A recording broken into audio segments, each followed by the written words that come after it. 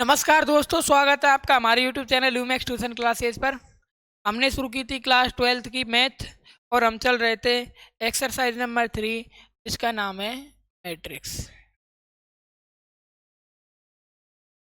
है ना। मैट्रिक्स के अंतर्गत हमने बहुत सारे टॉपिक्स देख लिए थे, जिसमें सबसे पहले हमने एक्सरसाइज नंबर 3.1 देखी। 3.1 के अंतर्गत डेफिनेशन एंड क्लासिफिकेशन,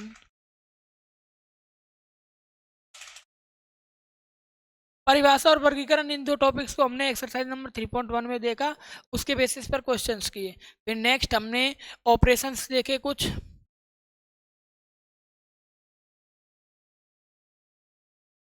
कौन से?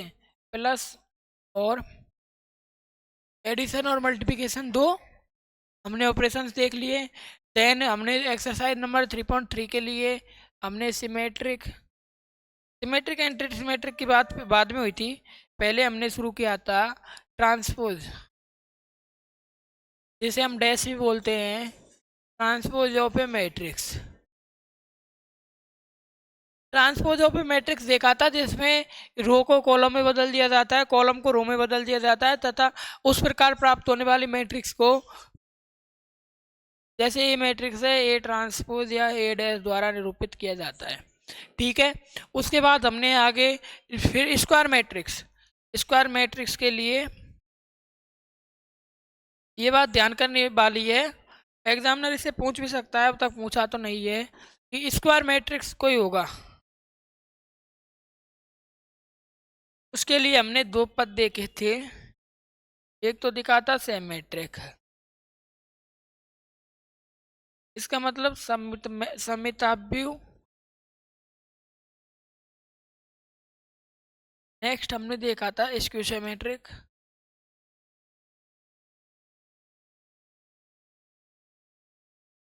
या एंटी सिमेट्रिक।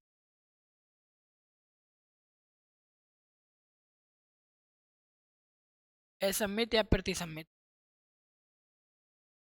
ठीक है। समसम्मित अभ्यु, असममित प्रतिसम्मित अभ्यु। ठीक है। ऐसे सिमेट्रिक मैट्रिक्स में क्या होता था? सिमेट्रिक मैट्रिक्स के लिए A transpose is equals to A, और इसके लिए ए ट्रांसपोज टू। यहाँ तक की कहानी हमारी पूरी हो चुकी है। आगे कंटिन्यू करते हैं। आगे हमारी कहानी शुरू होगी सिमेट्रिक और एंटी सिमेट्रिक स्क्यू सिमेट्रिक से, है ना। और हम यहाँ से आगे बढ़ेंगे। हमारे पास दो महत्वपूर्ण प्रमेय हैं, महत्वपूर्ण जिन्हें इन्हें नहीं बोल सकते, लेकिन ये रिजल्ट हमें आने चाहिए। रिजल्ट एग्जाम में पूछे तो नहीं जाते हैं, लेकिन हमें ये आने चाहिए। इसके आगे हम एक रिजल्ट प्रूव करेंगे किन्हीं भी दो मैट्रिक्स के लिए। क्या बोलते हैं उन्हें? किन्हीं भी दो मैट्रिक्स को, किसी भी एक मैट्रिक्स को वर्ग में स्क्वायर मैट्रिक्स होगा, क्योंकि जब भी सममित और असममित की बात होगी तो सबसे पहले हमारे पास क्या आता है? स्क्वायर।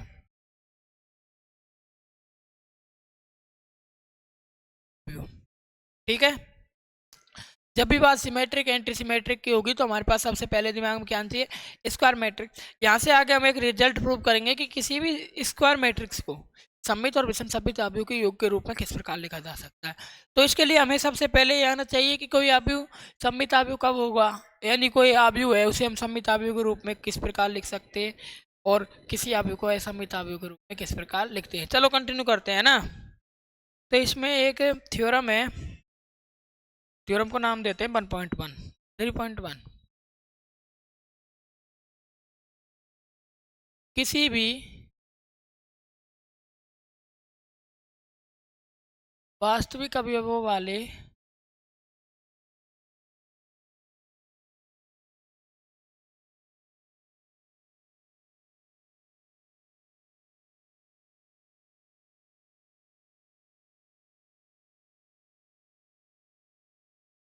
वर्ग अवयव के लिए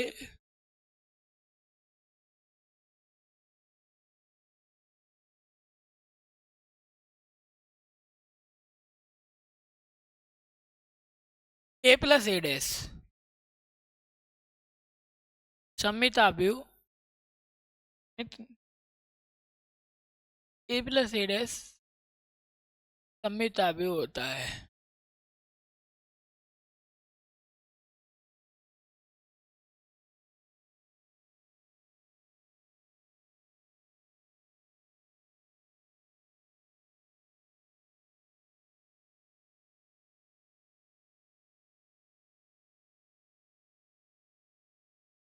ये हमारे पास एक थ्योरम रूप में दी गई है, स्टेटमेंट है, इसका हमें प्रूफ लिखना है। यहाँ से देखो, एक महत्वपूर्ण बात तो ये आ गई कि कोई भी स्क्वायर मैट्रिक्स हो, 3x3 का हो, 2x2 का हो, 4x4 का हो, 5x5 का हो, 6x6 का हो, n×n का हो, m×m का हो, ठीक है।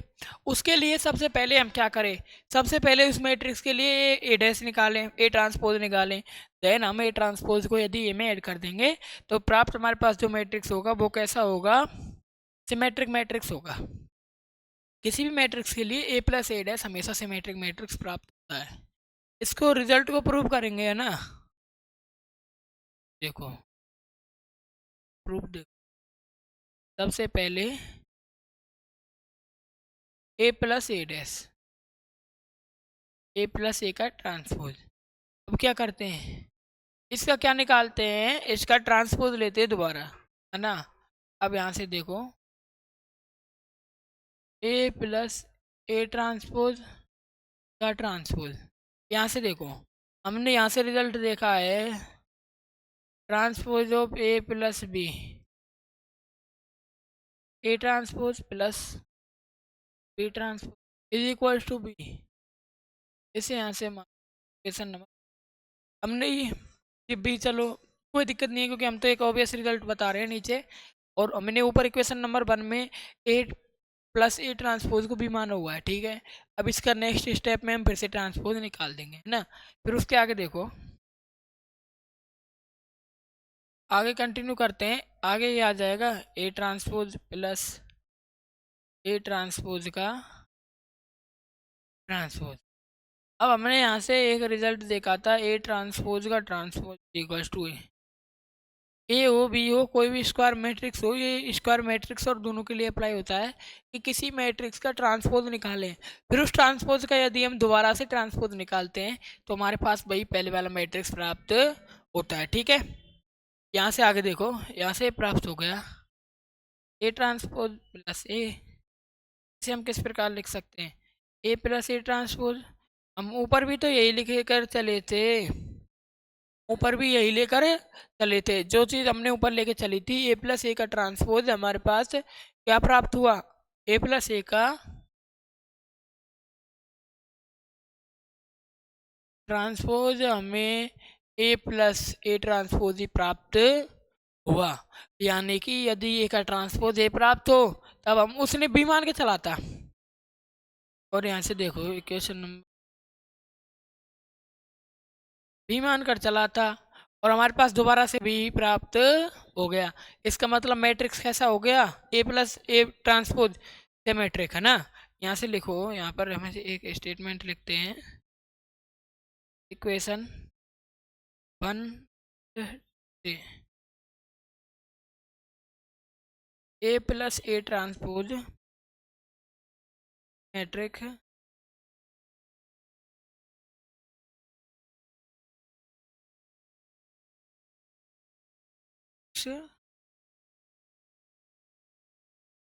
होगा, ठीक है। रिजल्ट हो गया यहाँ तक। अब देखते हैं अपना नेक्स्ट रिजल्ट, नेक्स्ट रिजल्ट है हमारे पास, वो भी इसी से संबंधित है, 3.2 नेम देते हैं उसे, किसी भी वास्तविक अवयवों वाले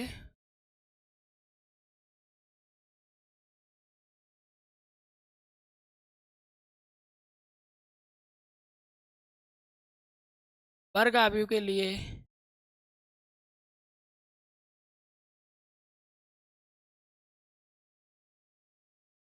ए माइनस ए ट्रांसपोज एक विषम सममित, यानी एंटी सिमेट्रिक या फिर स्क्यू सिमेट्रिक अवयव होता है।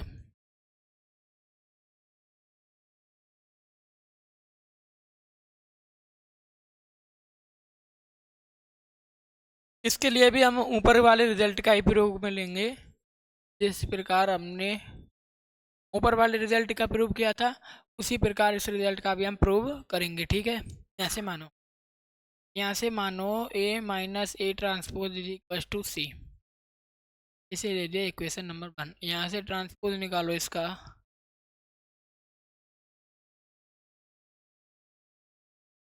ए माइनस ए ट्रांसपोज का ट्रांसपोज, यहाँ से हमारे पास वही रिजल्ट ए प्लस बी का transpose, A transpose plus B transpose. ठीक है, यहाँ से इसमें वैल्यू रख देंगे A transpose minus A transpose का ट्रांसपोज। यहाँ से हमारे पास एक रिजल्ट आया है ए ट्रांसपोज का ट्रांसपोज इज इक्वल टू है। ठीक है, देन यहाँ से प्राप्त होगा हमारे पास ए ट्रांसपोज माइनस ए। अब यहाँ से देखो इक्वेशन नंबर 1 और इधर हम इक्वेशन नंबर 2 को देखें तो क्या प्राप्त हुआ। देखो इक्वेशन नंबर 2 है वो इक्वेशन नंबर 1 में यदि हम माइनस का गुना कर दें, इक्वेशन नंबर 1 में माइनस का गुना कर दें तो इक्वेशन नंबर 2 प्राप्त। तो यहाँ से हम लिख कर चलेंगे ए ए माइनस, ठीक है, माइनस कि सी का ट्रांसपोज क्या प्राप्त हुआ, माइनस सी। इक्वेशन नंबर 2 देखो, जब हमने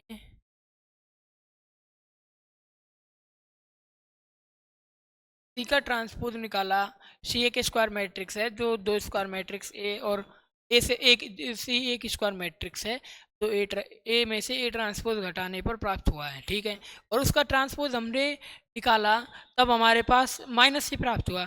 इसका मतलब क्या हुआ, इसका मतलब ये हुआ सी, सी क्या है, सी यहाँ पर है ए minus A dash, A minus A trans,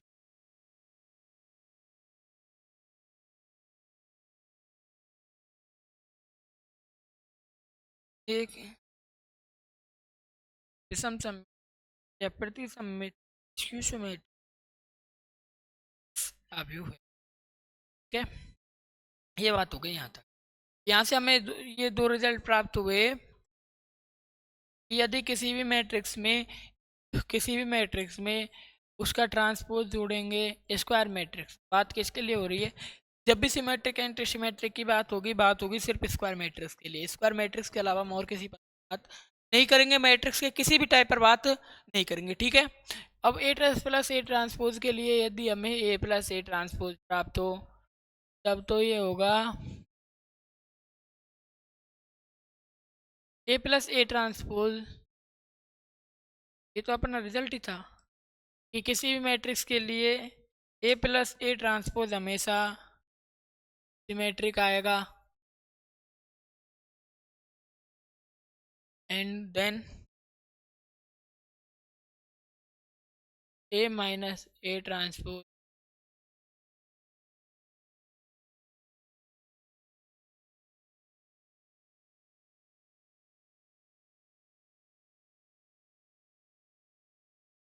ये दो रिजल्ट ध्यान रखते हैं। आगे चलते हैं नेक्स्ट, नेक्स्ट रिजल्ट है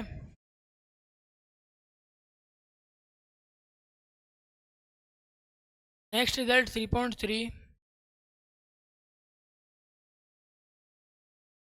रिजल्ट क्या है हमारे पास, 3.3 है किसी भी वर्ग अवयव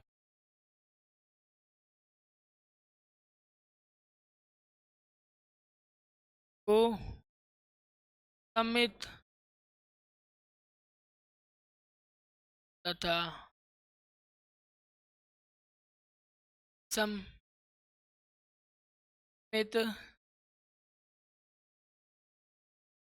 अवयव के योग के रूप में लिखना। किस प्रकार लिखा जाएगा, देखो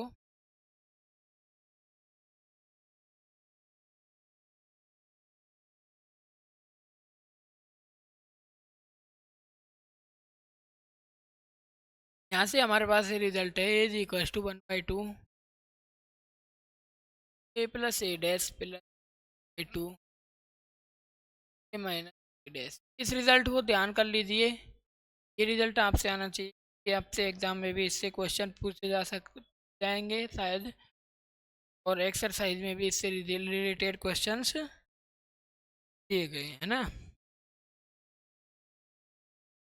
कर देते हैं चलो।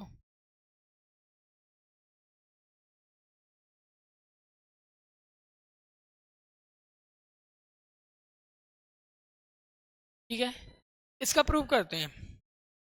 इसका प्रूफ वैसे तो बताने की ज़रूरत नहीं है, वैसे चलो मैं एक बार आपको बता देता हूँ। इसके प्रूफ के लिए एक बात देखो आप,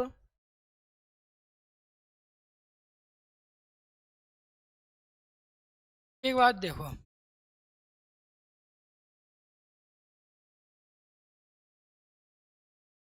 हम जानते हैं ए प्लस ए डैश, ये तो होता है सममित,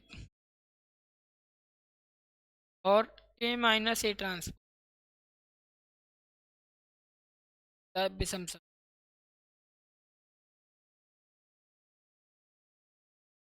ये दो बातें देख ली कि भाई साहब ए प्लस ए बार A plus A transpose symmetric होता है, और A minus A transpose anti symmetric, is skew symmetric. ठीक है, अब देखो, अब इन्हें जोड़ो। इन्हें जोड़ेंगे तो हमारे पास देखो, यहाँ से हमें यदि इन दोनों को जोड़ें तो 2a प्राप्त होगा, और हमें क्या चाहिए, हमें चाहिए a। क्या करें, 1/2 का पूरे में गुना कर दें, क्योंकि हम जानते हैं के इज इक्वल के ए प्लस बी।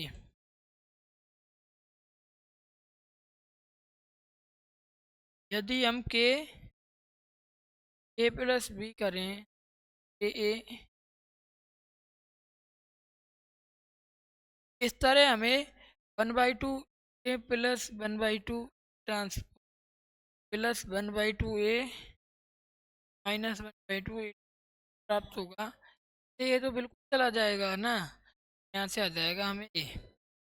हमें यही प्राप्त करना है, हमें इस प्रकार करना है कि यदि किसी सिमेट्रिक और किसी मैट्रिक्स को इस प्रकार लिखा जाए कि वह सिमेट्रिक और एंटी सिमेट्रिक इसके सिमेट्रिक मैट्रिक्स के योग के रूप में लिखान आ जाए। ठीक है, यही तरीका होगा, हमें ये लाना है। अब किसी मैट्रिक्स में मान लो हम 2 का गुना करें, 1/2 का करें, 3 का करें, 4 का करें, के का करें, एल का करें, एम का करें, एन का करें, कोई भी फर्क नहीं पड़ने वाला। हमारे मैट्रिक्स की प्रत्येक रो से गुना होगा, यदि वह सिमेट्रिक है तो सिमेट्रिक ही रहेगा, इसक्यू सिमेट्रिक है तो इसक्यू सिमेट्रिक ही रहेगा। ठीक है, ये हमारा बात थी, जो मेन बात थी वो हो गई। अब इसको एक स्टेटमेंट लिख देते हैं।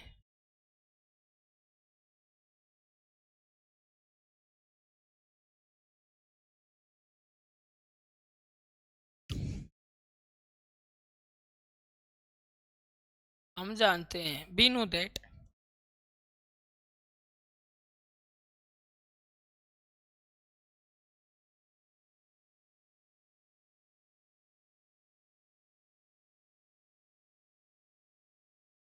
ए प्लस ए ट्रांसपोज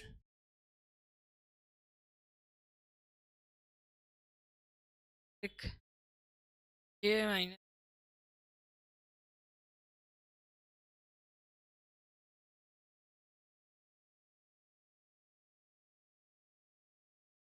ठीक है। देन देखो, A is equal to A plus A transpose A minus transpose.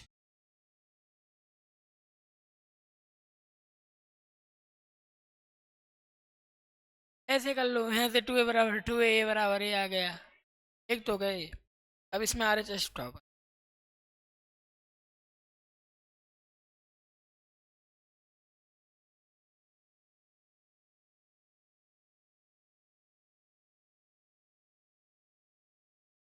अब यहाँ से 1/2, ठीक है, 1/2 ट्रांस,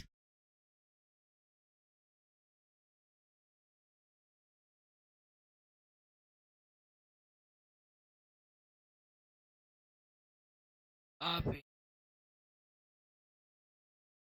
इसका मतलब देखो, ये सिमेट्रिक है, ये इसकी सिमेट्रिक है। यदि हम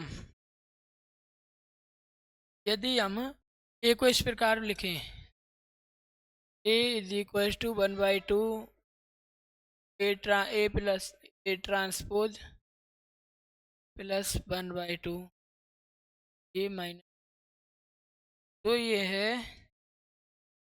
किसके रूप में लिखाना आ जाएगा, ये लिखाना हमारे पास लिखने में आ जाएगा इसी मैट्रिक्स का, इसी मैट्रिक्स को सिमेट्रिक और एंटी सिमेट्रिक मैट्रिक्स के योग के रूप में। इसी की सहायता से हम मैट्रिक्स का मैट्रिक निकाल सकते हैं यदि योग दिया हुआ हो, मैट्रिक्स दिया हुआ हो। ठीक है, ये बात हो गई। इसी के साथ हमारा एक्सरसाइज नंबर 3.3 के लिए टॉपिक्स खत्म होते हैं। एक आगे नेक्स्ट टॉपिक दिया हुआ है, नेक्स्ट टॉपिक छोटा सा है, टॉपिक्स का नाम है इनवर्स मैट्रिक्स।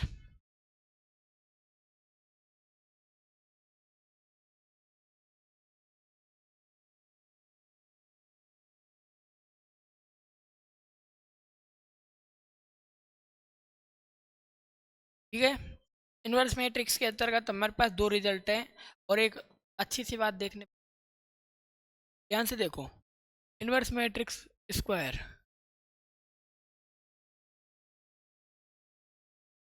जिस प्रकार हमने सिमेट्रिक और एंटी सिमेट्रिक के अंदर स्क्वायर मैट्रिक्स में बात की थी, उसी प्रकार हम इनवर्स मैट्रिक्स के अंतर्गत भी स्क्वायर मैट्रिक्स में बात करेंगे एक्सरसाइज नंबर 3 के अंदर। तो यहाँ से हमारे पास ऐसे दिया गया है, यदि दो मैट्रिक्स के लिए 4 स्क्वायर मैट्रिक्स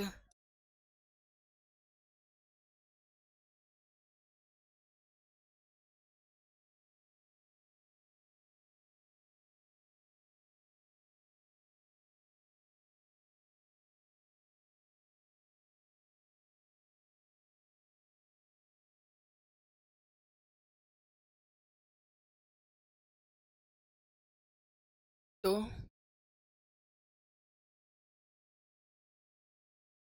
बी ए का व्युत्क्रम आप यू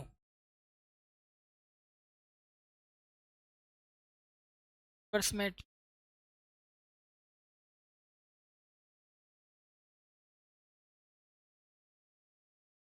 ठीक है, कहलाता है।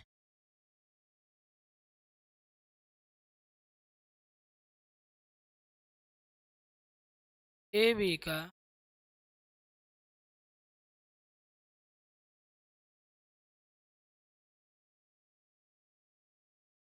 इनवर्स मैट्रिक्स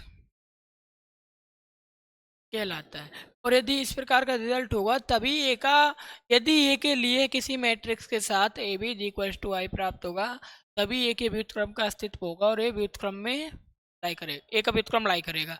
यदि ऐसा नहीं होता है तो ए का व्युत्क्रम लाई नहीं करेगा, ए के व्युत्क्रम का अस्तित्व नहीं होगा। ठीक है, यहाँ से अब एक बात देखो आप, एक गौर करने वाली बात ये है कि जैसे मान लो हम 2 को लें, आइडेंटिटी मैट्रिक्स का तत्समक आव्यूह होता है, इसे हम बंद मान सकते हैं क्योंकि तत्समक आव्यूह के यदि हम किसी भी मैट्रिक्स के साथ गुना करें तो बाद में वही मैट्रिक्स आ जाता है। अब जैसे चलो 2 के साथ 1 का गुना करें तो 2 की पर्सनैलिटी पर कोई प्रभाव पड़ने वाला है क्या? इसी प्रकार ए के साथ या फिर किसी भी मैट्रिक्स के साथ आई कई आव्यूह का गुना करें तो पुनः वही मैट्रिक्स प्राप्त होता है। ठीक है, ये बात हो गई। ए के साथ किसी मैट्रिक्स का गुना करें तो हमारे पास पुनः वही मैट्रिक्स प्राप्त होता है। अब वही मैट्रिक्स प्राप्त होता है, अब इकाई कब आता है? किसी भी संख्या से किसी भी संख्या का गुना करें, जैसे 2 है, 2 के साथ किस संख्या का गुना करें कि इकाई आ जाए? ऑब्वियस सी बात है 2 के व्युत्क्रम, व्युत्क्रम मतलब 1/, 2 के व्युत्क्रम का गुना करेंगे तभी तो 1 आएगा। इसी प्रकार यदि इसी प्रकार यदि के साथ किसी मैट्रिक्स से गुना करने पर इकाई आव्यूह आइडेंटिटी मैट्रिक्स आ रहा है तो कब आएगा? जब वो हमारा दूसरा मैट्रिक्स क्या हो, ए का इनवर्स मैट्रिक्स हो। ठीक है, ये बात हो गई यहाँ तक, रिजल्ट होगा। नेक्स्ट एक रिजल्ट पर आते हैं। किसी ए के लिए कोई हमारा मैट्रिक्स जो है भी वह कैसा होता है? अद्वितीय। ये रिजल्ट है, चलो मैं रिजल्ट लिख लेता हूँ। किसी वर्गावयु का अस्तित्व 3.3 किसी वर्ग आव्यूह का व्युत्क्रम आव्यूह व्युत्क्रम आव्यूह भी वर्ग आव्यूह, ये बात ध्यान देने वाली है। यदि उसका अस्तित्व है तो अद्वितीय होगा।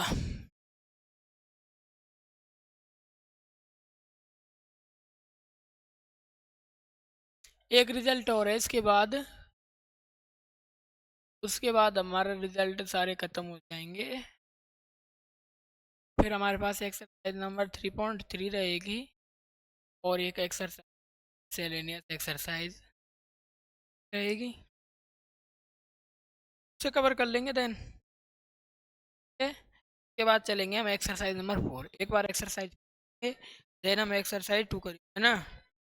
देखो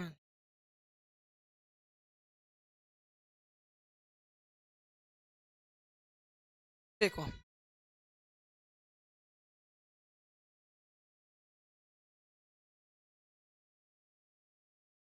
प्रूफ, माना ए के दो व्युत्क्रम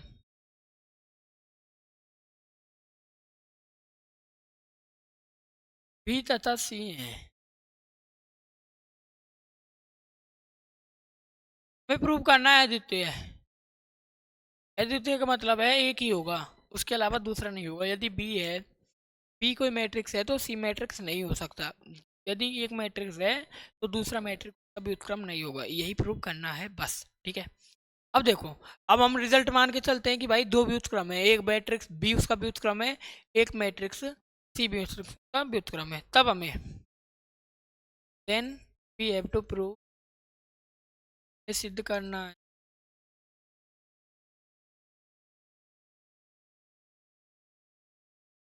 बराबर, ठीक है। अब आते हैं मुद्दे की बात पर। मुद्दे की बात कहती है हमें बी बराबर सी सिद्ध करना है। बी बराबर सी कैसे प्राप्त होगा? देखो, बी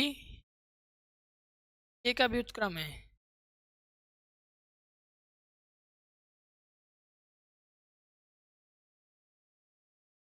ए बी बराबर बी ए दे देते हैं इक्वेशन नंबर 1, ठीक है।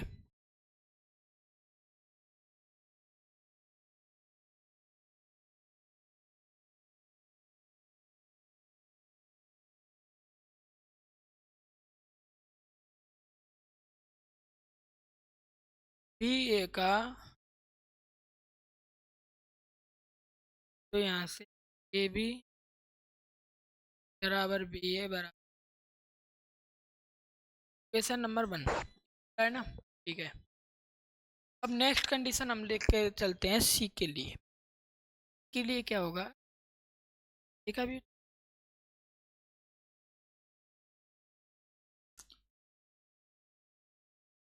ए सी बराबर सी इक्वेशन नंबर 2।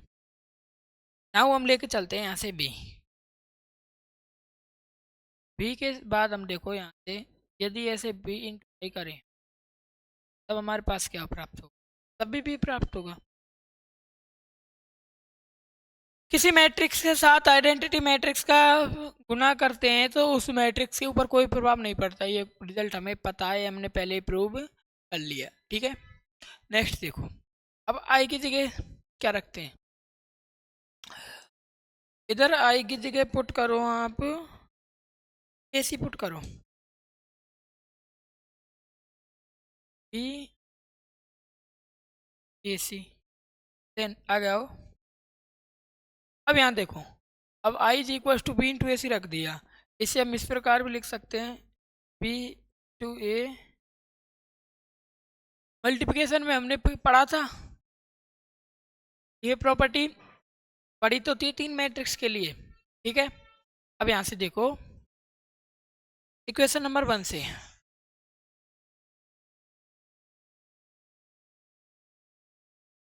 बी ए बराबर आई, तो यहाँ से हमारे पास प्राप्त हो गया आई इंटू सी वही बात, इसी मैट्रिक्स में आइडेंटिटी मैट्रिक्स का गुना करेंगे तो वही मैट्रिक्स प्राप्त जाएगा। ठीक है, तो इक्वेशन नंबर देखो यहाँ से प्राप्त हो गया हमारे पास P is equal to C.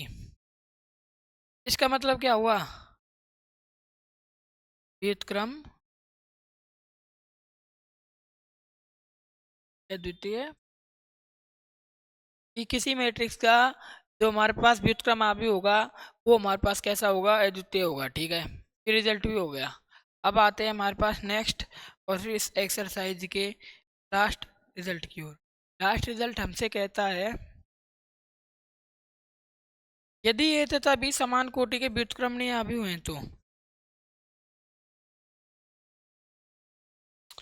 Result number 3.4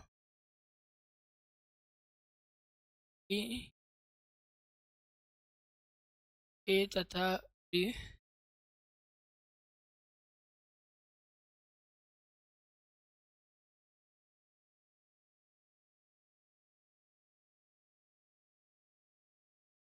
व्युत्क्रमणीय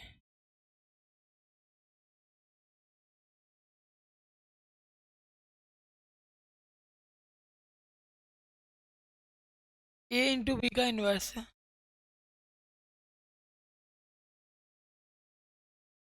B inverse.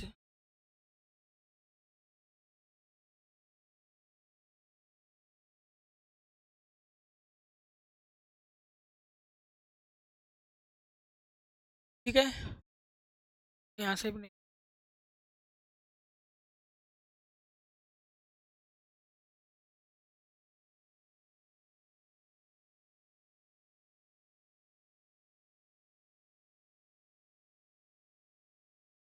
ये प्रूव करना है। ये प्रूव किस प्रकार होगा,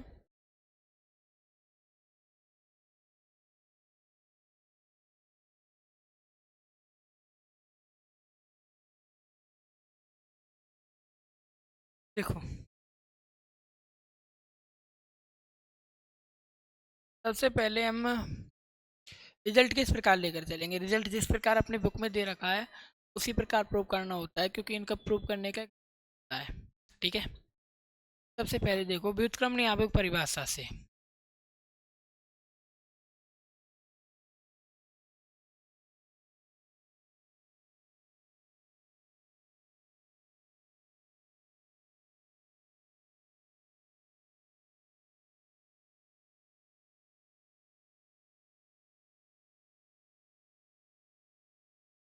ए बी इंटू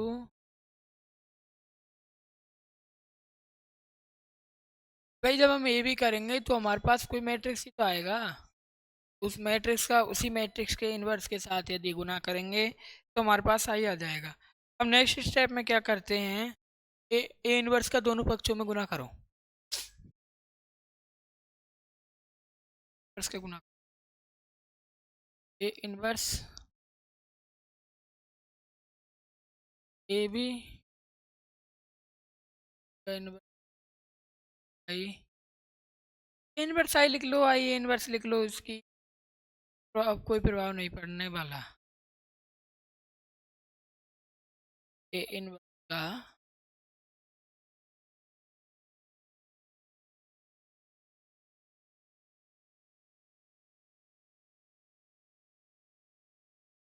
गुना,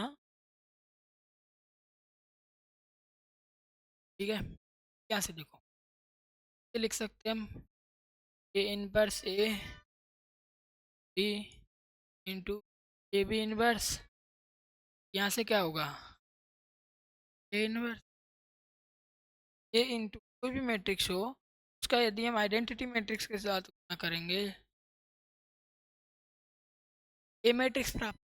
यहाँ तक पता है ना, अब आ गया हो, अब मजा आएगा। देखो यहाँ से साथ ही एक और result, A inverse into A I, ठीक है, I into B A B का inverse is equal to inverse, ठीक है, यहाँ से I into B A B का inverse is equal to A B का कि हमने ए तो हटा दिया, अब हमें बी हटाना है, तब हमारे पास left hand side, left hand side में हमारे पास बच जाएगा ए बी का इन्वर्स, और इधर की साइड हमारा रिजल्ट आ जाएगा। ठीक है, अब नेक्स्ट स्टेप में क्या करते हैं, नेक्स्ट स्टेप हमारे प्राप्त होगा कि इन ए बी का inverse is equal to A inverse. अब क्या किया जाए, बी हटाना है तो बी इनवर्स का गुना कर देंगे, आइडेंटिटी बन जाएगा। बी इनवर्स का गुना कितना करेंगे, दोनों पक्षों में, वही रिजल्ट लिखेंगे पक्षों, इधर नहीं साइड में लिखते, छोटे बच्चे तो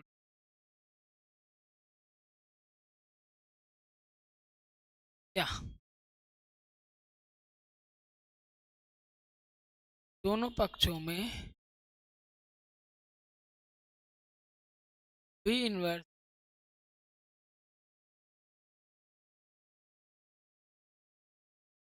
करने। ठीक है, यहाँ से हमारे प्राप्त होता है B inverse B, A B inverse is equal to B inverse A inverse, हमारे पास प्राप्त B inverse into B I is equal to I, भूल क्यों जाता हूँ, टू, ठीक है, यहाँ से प्राप्त होगा आई इज इक्वल टू, ये इंटू बी इनवर्स नहीं है, पूरे के ऊपर इनवर्स है, ए इंटू बी के,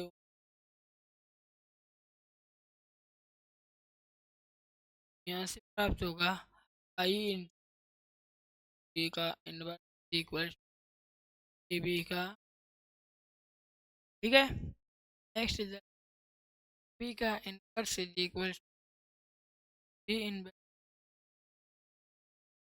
कहानी हो गई खत्म, रिजल्ट प्रूव हो चुका है, देख लो आप, हमारा रिजल्ट प्रूव हो चुका है। यही तो प्रूव करना था, फर्स्ट स्टेप में ये घटाएंगे, उसके बाद नेक्स्ट स्टेप में इनवर्स हटा देंगे। ठीक है, इसी के साथ समाप्त करते हैं एक्सरसाइज नंबर 3। मैट्रिक्स का अंत होने जा रहा है, अब हमें देखनी है miscellaneous exercise and exercise number 3.3, Q selected examples, है ना।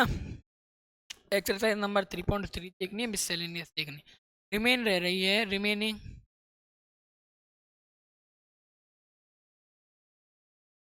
3.3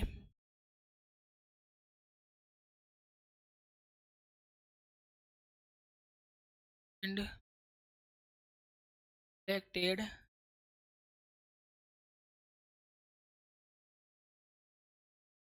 देखो, हम आगे 2 लेक्चर्स में कवर करने की कोशिश करेंगे पूरी। ठीक है, अब डेट मैं आपको बता देता हूँ, 20 22 नहीं 23 तारीख से हमारे पास सारी वीडियोस रेगुलर आएंगे, सारी वीडियोस रेगुलर आएंगे, कोशिश रहेगी 20 तारीख से ही आ जाएं, क्योंकि हमारे भी इस टाइम एग्ज़ाम्स रनिंग में हैं, तो हमें उनकी तैयारी करनी पड़ती है। ठीक है, हमने इसमें कवर किया, वही मैंने शुरू में बता दिया, बार बार क्या बताना।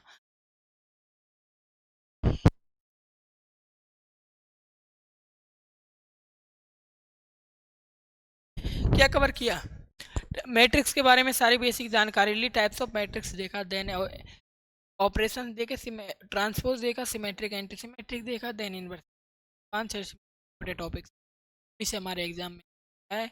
एग्जाम में हमें किसी मैट्रिक्स को मोस्ट प्रोबेबल देखो मल्टीप्लिकेशन आना चाहिए, साथ ही में एडिशन आना, देन एंटी सिमेट्रिक आना,